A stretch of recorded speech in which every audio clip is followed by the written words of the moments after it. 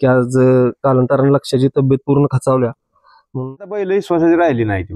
बर. मधनं तर मधनं गाड्या बाहेर जात. बैल एकदा देतो म्हणलं की तो बैल आट्यातच येणार आणि आट्यातच गाठ पडणार माणसाने. मोठा लक्षाची आणि छोटा लक्षाची एक जबरदस्त गाडी पळत होती. साधारण किती वर्ष गाडी पळाली काय? काय गावात कशी करायची बळण आता 4 गाड्या चांगल्या 4 एका जागीच टाकणार. आणि तेव्हा बक्षीस कशाची होती ती 11,000 10,000 7,000. आता सुट्टी मेकरांनी 1 नंबर केला तर तो 5,000 घेणार 10,000च द्या आम्हाला. काही सुट्टी मेकर असेल किंवा झेंडाबंद असेल असल्या गोष्टी काय समाजालाच काय नव्हतं. आता समाजाचा नियमच निघालाय की ती दोघं चौघ आहे ती हजर. मित्रांनो, या व्हिडिओला लाईक करा व संग्राम पाटील शर्यतप्रेमी या चॅनलला सबस्क्राईब करा आणि ऑल या बटनावरती क्लिक करून सर्वात पहिल्यांदा व्हिडिओ तुम्ही पहा आणि जास्तीत जास्त तुमच्या मित्रांनाही पाठवा.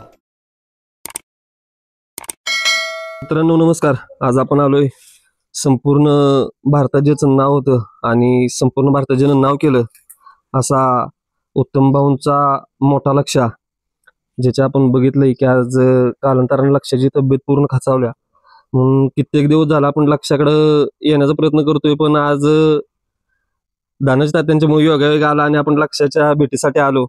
भाऊंच्याकडून आपण जाणून घेऊया की तब्येत आता कशा प्रकारे आहे लक्षाची.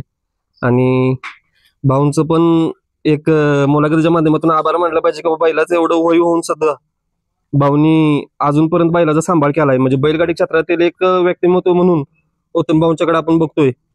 बघूया आपण मुलाखतीच्या माध्यमातून लक्षाची तब्येत कशी आहे ते. मित्रांनो नमस्कार. आज आपण आलोय, मी आता सांगितलं तुम्हाला ज्याप्रमाणे आपल्याबरोबर आहे ते उत्तम भाऊ. आणि कित्येक दिवस झालं माझा योगायोग होत नव्हता इकडे की म्हणजे लक्षाला बघायला यायचं. बैलगाडी क्षेत्रातील देव म्हणजे कित्येक वर्ष ज्यांनी गाजवले आणि बैलगाडी क्षेत्रात ज्यानं नाव केलं असा सर्वांचा लाडका, सर्वांचा म्हणण्यापेक्षा संपूर्ण भारताचा आणि बैलगाडी क्षेत्रातील जेवढे पण लोक असेल त्यांचा सगळ्यांचा लाडका मोठा लक्षा. आज आपण जाणून घेऊया की कशी तब्येत आहे आणि भाऊनी काय सांभाळ केला त्याचा, काय कार्यकृती होती त्याची आणि काय कार्यकृती गाजवली त्यांनी. भाऊ नमस्कार. नमस्कार. सगळ्यात पहिल्यांदा स्वागत आहे आपलं संग्राम पाटील शर्यतप्रेमी कुस्तीप्रेमी युट्यूब चॅनल मध्ये. गेली कित्येक दिवस झाले मी पण इकडे येण्याचा प्रयत्न करतोय पण तो काही एक होत येत नव्हता. धनज तात्यांची आता गाठ पडली. तात्या म्हटले की तात्यांची आता मी येत होतो तर काशीगावमध्ये गाठ पडली तर तात्याच म्हटलं चला तुम्ही म्हणून आग्रह करून तात्यासनी घेऊन आलो मी. तर आपण बघू शकतो की भाऊंची दोन्ही पण मुलं आपल्या सोबत आहेत. तर भाऊ काय सांगतील म्हणजे आता लक्षाची तब्येत तर पूर्णपणे खचवली एकदम. संपूर्ण महाराष्ट्र म्हणजे मी आताच बघितलं, आम्ही येत होतो तर येता येता 8 ते 10 गाड्या मोठ्या गाड्या गेल्या. म्हणजे दिवसभरात कित्येक लोक येऊन जातील. माणसं येते आता 50 भर आता कमी झालेली माणसं 100 भर 50 भर असं येते माणसं. आजारा ज्यादा झाली आज त्या अड्डा मोठा आहे त्यामुळं त्या अड्ड्याला जाता जाता बैलाची गाडी घेऊन जाते. आता काय आहे की भाऊ म्हणजे आता इतिहास सांगायची तर गरज नाही, सगळ्यांनी इतिहास माहितीच आहे त्याचा म्हणजे काय होतं ते मोठ्या लक्षाचा. आपण आता खरेदी वगैरे केला होता तो कुठून केला होता साधारण म्हणजे काय असं? खरेदी वाघवाडीने केला होता. बर. संता मामा म्हणून त्यांच्याकडे होता. बर. 2 अड्डा आम्ही बघितला होता पळालेला. बर. ती द्यायचं म्हटल्यावर ना आम्ही ती खरेदी केली. बर. मग त्यावेळी काय म्हणजे भाव असं मला वाटलं होतं का म्हणजे लक्ष एवढ्या वरच्या लेवल पर्यंत जाईल किंवा एवढं मोठं नाव करलं असं काय? एवढं काय वाटलं नव्हतं आपल्याला, पण आपल्यापाशी एक वासरू पळत होतं त्याला वासरू लागत नव्हतं. बर. ही वासरू बरं पळालेलं दिसाल होतं म्हणून म्हटलं ही आपली गाडी घरची पळेल. बर. म्हणून आपण घेतलं. ती पळाली होती घरची गाडी 1-2 महिने चांगली गाडी पळत होती. 1 नंबर झाली तर करीत होती. काय म्हणजे आता त्याची तब्येत वगैरे खराब झाली काही वयोमानानं झाले का? आता वय झाले, आता 23 वर्ष झाली त्याला. 23 वर्ष झाले. म्हणजे तुमचं भाऊ सगळ्यात महत्वाचं म्हणजे आभार ह्या गोष्टीच मला मान वाटते की बैलगाडी क्षेत्रात एवढी लोक आहेत पण कुणी बैल एवढा शेवटपर्यंत जपलेला नाही. म्हणजे मित्रांनो आम्ही आता इथं आलो तर आल्यानंतर बघितलं मी की जपणूक जी तुम्ही केली ते एकदम जबरदस्त. म्हणजे ज्याप्रमाणे एक लहान मुलाचा सांभाळ केला जातो त्याप्रमाणे तुम्ही सांभाळ केलाय. इतिहास जर सांगायचा झाला तर साधारण लक्षाचा म्हणजे आदतचा काळ ते मोठा काळ कशा पद्धतीचा होता काय? आदत म्हणजे त्या टायमाला कसं होतं, आदत बैलाच काय हे नव्हते म्हणजे पद्धत नव्हती. म्हणजे आदत बी त्यातच मोठ्यात पळणार, मोठे बी आदत मध्ये पळणार. हे आता आदत दुसरा आदत बैल असं हे आता झाले चालू. त्या टायमाला काय नव्हतं. त्या टायमाला किती पण गाड्या जमतील तेवढ्या एकाच ह्याला पळायच्या. बर. आणि म्हणजे गाडीवर तर आपला ड्रायव्हर पण असायचं. ड्रायव्हर तर म्हणजे तुमचंच नव्हतं सगळीकडे पण तरी पण किती वर्ष गाडी वगैरे राहिली काय? मी आता बैल पळतो तेव्हापासून मी हाणतोय गाडी. आता बैल बंद झाल्यापासून मी पण बंद झालो पळवायची गाडी. बर. तरी कधी म्हणजे बैल आपला पळायचा थांबला वगैरे? बैल 11 वर्ष पळाला. 11 वर्ष पळाला. जरा बंदीत गावला पण 11 वर्ष फुल मध्ये पळाला पाहिजे. 100% पाहिला. आणि त्यावेळेच एक नामांकित किताब वगैरे आपल्याला कोणकोणते भाव भेटले होते तरी काय? काय सगळेच अड्ड नामांकित अड्ड पुशेगाव, कोरेगाव, औंध असेल, आपल्या इथले कोळ असेल, कराड कोळ, ही मोठी मोठी पहिली तेव्हा कसं अड्ड ठराविकच असायचं. प्रत्येक गावात एकच अड्डा व्हायला. म्हणजे सगळे नंबर आहेत बैलाच. कुठल्या गावात नंबर नाही म्हणायचं काय काम नाही. मोठं पाग देवाच्या वरळी पातूर, इकडं वडकी, पुण्यात ह्या सगळीकडे पहिल पळाला, पण तिथं एक एकच नंबर केला बैला. जाईल तिथे एक नंबर. दुसरी गोष्ट म्हणजे भाऊ मला विचारायचं होतं की त्यावेळी तर लक्ष आपला पोहत होता, ज्यावेळी लक्ष फॉर्म मध्ये आला होता त्यावेळी काय आपल्या लक्षाची मागणी वगैरे झाली होती काय? असं काय मागणी होत होती पण आपला द्यायचाच नव्हता. तरी साधारण कितीला मागणी झाली तरी होती त्या टायमाला 92 लाख रुपयाला मागितला होता बैल. 92 लाख रुपये. अरे वा, म्हणजे त्या काळचं 92 लाख रुपये म्हणजे आताच एक 1.5-2 कोटी रुपये पर्यंत म्हणायला आपल्याला काय हरकत नाही त्याच्यात. दुसरी गोष्ट म्हणजे एक मला विचारायचं होते की लक्षाची पैदास पण आता आपल्याकडे चांगले झाल्या. काय वाटतंय म्हणजे ती छोट्या लक्षाकडे बघून असं वाटतंय का म्हणजे त्या पद्धतीचं होईल काय? आपल्याला वाटतंय पण बैला जर एखादं कोण तोडूल असं मला तरी काय वाटत नाही. 100%. आता काय वाटतंय म्हणजे भाऊ तुमचं बघण्याच्या दृष्टिकोनातून आताचं बैलगाडी क्षेत्र आणि पूर्वीचं बैलगाडी क्षेत्र काय सांगशील? तुम्हाला अनुभव तगडा आहे त्याच्यात? कशाचा आता हे पैशाचा बाजार झालाय. पहिलं कसं नावासाठी माणूस पळवित होतं बैल, आता पैशासाठी बैल पळवित जे काय असेल. बरोबर. आणि तरी साधारण आपल्या मुंबईच्या बिनजोड वगैरे एक लय जबरदस्त झालते. तुमच्या आठवणीतली एखादी अशी लक्षाची शर्यत सांगा की तो क्षण आम्ही विसरू शकत नाही कधीच. ते क्षण म्हणजे आपण फडकेची आपली फाईट कायम असायची.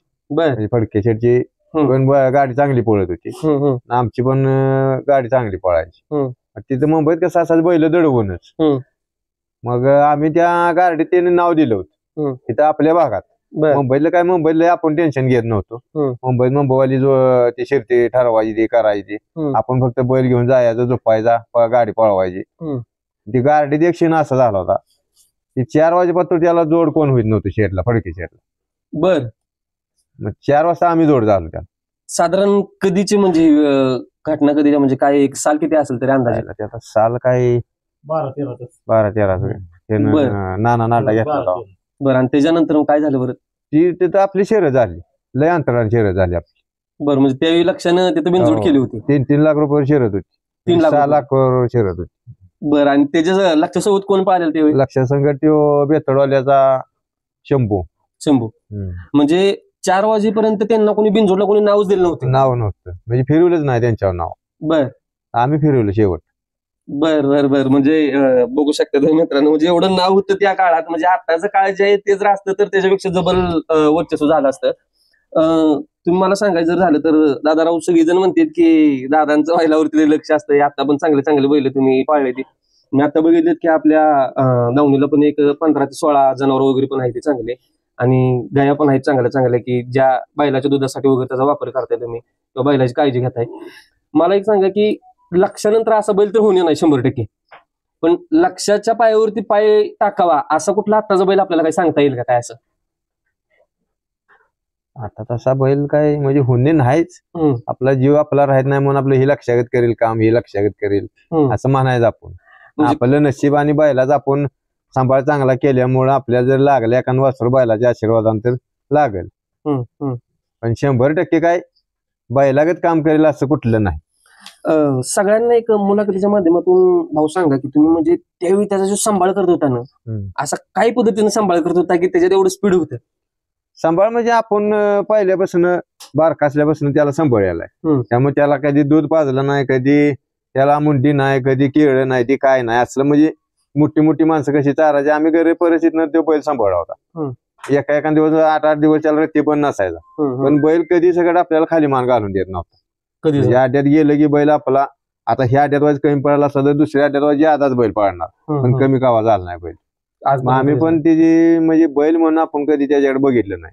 आपला एक बाबा घरचा माणूसच आहे, एक आपला भाव आहे, आपल्या घराला सदस्य आहे, असंच आपण त्याला पहिल्यापासून आपण सांभाळ केला. भाऊ मला एक दुसरं सांगा की म्हणजे तुम्ही नामांकित चांगल्या गाड्या मारल्या, ते लक्षाच्या असेल किंवा इतर कोणत्या गाड्या मारल्या असतील, त्यावेळीची तुम्ही गाडी मारलेली ना आताची जी गाडी तुम्ही चालवून त्याच्यात फरक काय जाणवतो एक साधारण? ह्याच्यात फरक मग आता बैल विश्वासाची राहिली नाही ती, मधनं तर मधनं गाड्या बाहेर जाते. पहिलं कसं मालकाला विश्वास होता की बाबा आपण आता ह्या कडेला असू तरी आपलीच गाडी लागणार, असा मालकाला बैलावर विश्वास होता 100% होता.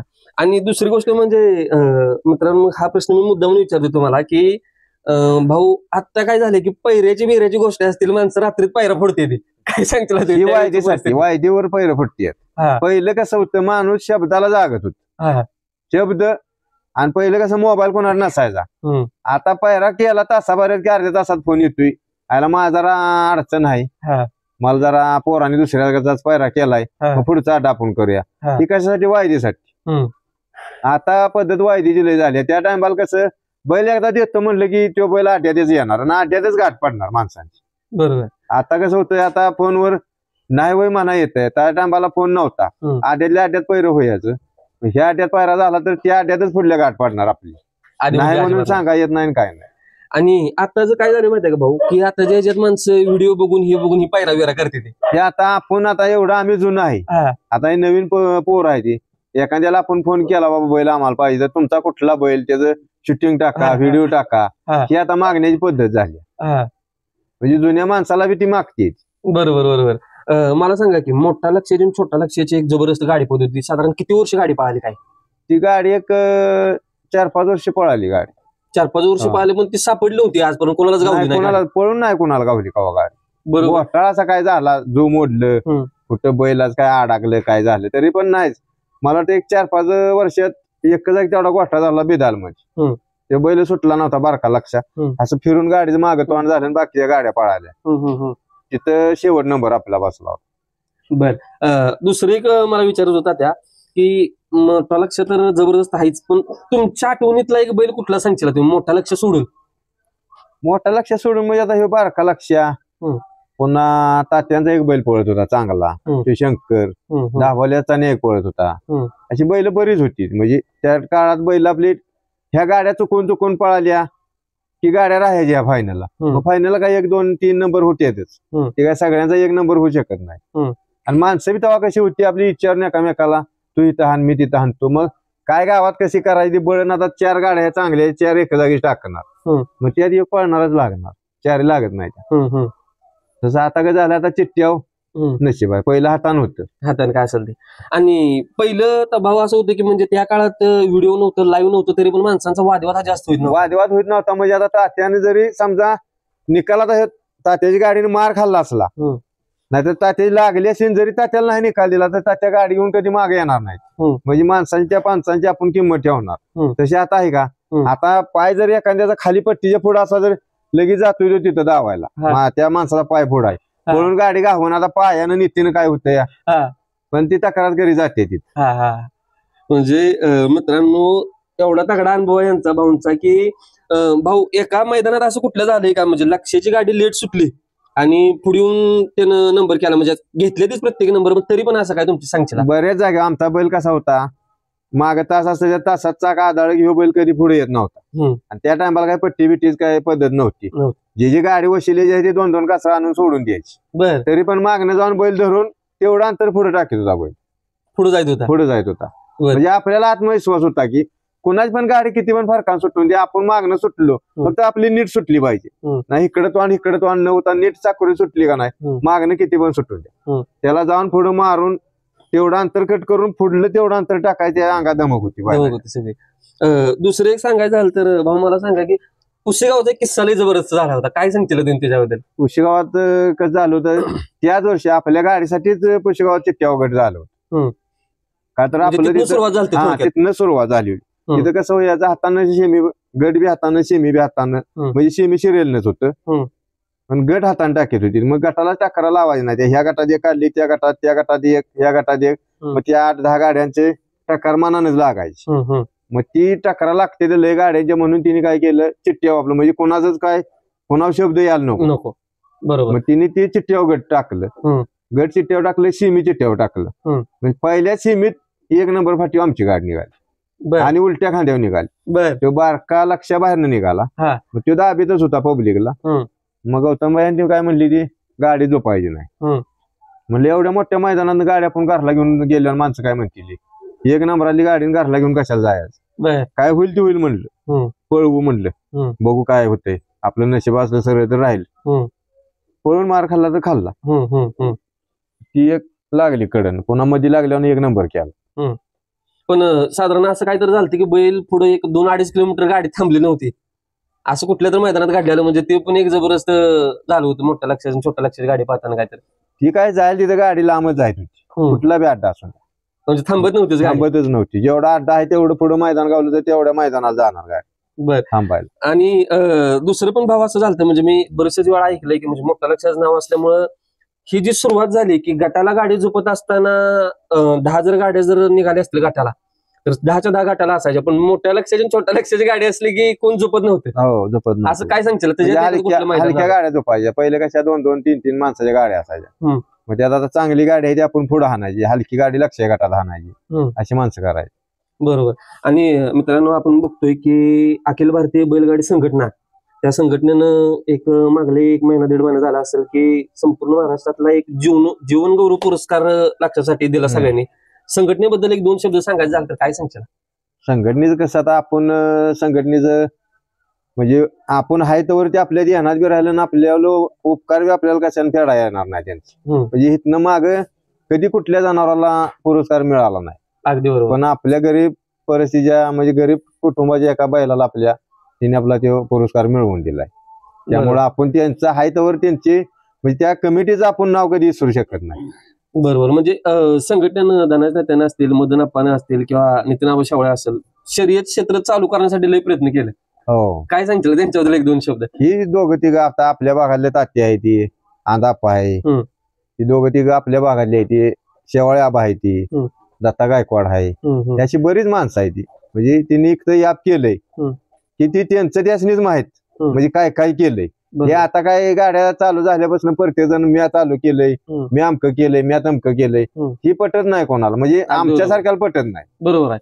ही 4-5 जण आहे ती हिनीच. तर आपल्या भागातला म्हटलं तर तो आमचा आता सांगली जिल्हा वेगळाच आहे, तात्या सातारा जिल्ह्यातला आहे, पण तात्याला कोण म्हणणार नाही की ही सातारा जिल्ह्यातला आहे, ही सांगली जिल्ह्यातलंच. म्हणून आम्ही काय आमची तक्रार आली तर पहिला फोन आम्ही तात्याच करतो.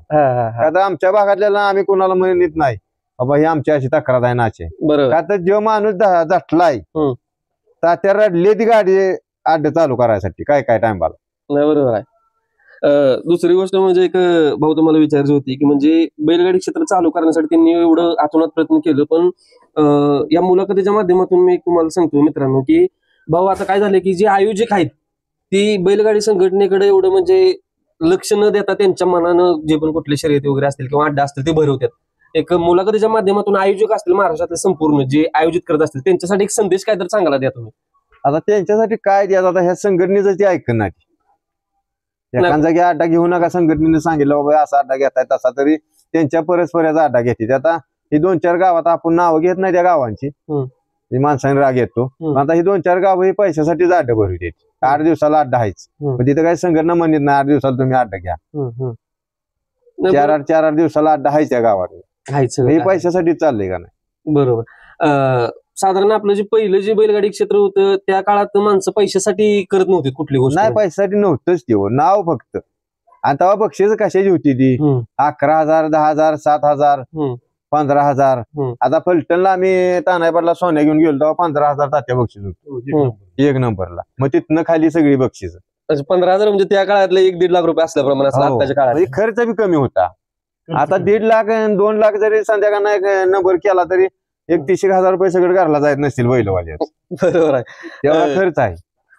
आता सुट्टी मेकरांनी 1 नंबर केला तर तो 5,000 घेणार, 10,000च द्या आम्हाला. त्या बैलवाल्याने काय करायचं.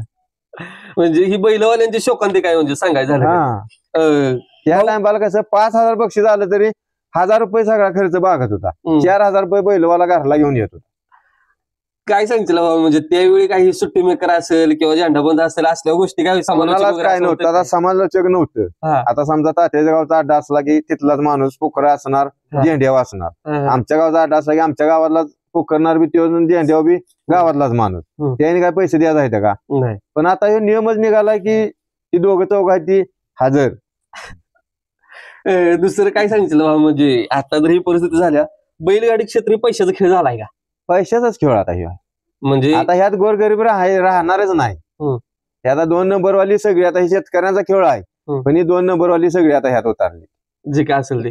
आणि भाऊ म्हणजे काय झालंय की मित्रांनो दुसरा एक प्रश्न मी मुद्दा म्हणून विचारतोय की आता हे विक्रमी खरेदी व्हायला लागले ते. आता बक्षीसच तशी आहे ती. आता उद्याचा अड्डा किती बक्षीस आहे बघा.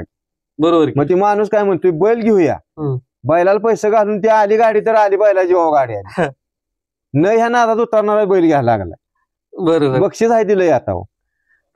माणसांचं काय झालंय की म्हणजे कुठल्या पद्धतीतला बैल घेतला पाहिजे, काय निरखून घेतला पाहिजे, काय बघून घेतला पाहिजे, हे लोकांना समजून हे झालं. तर काय नशीब शेवटी कसला बी. आणि बैल लागताना बघा एखाद्या गरीबाच्या दावणीला बैल आहे, हा.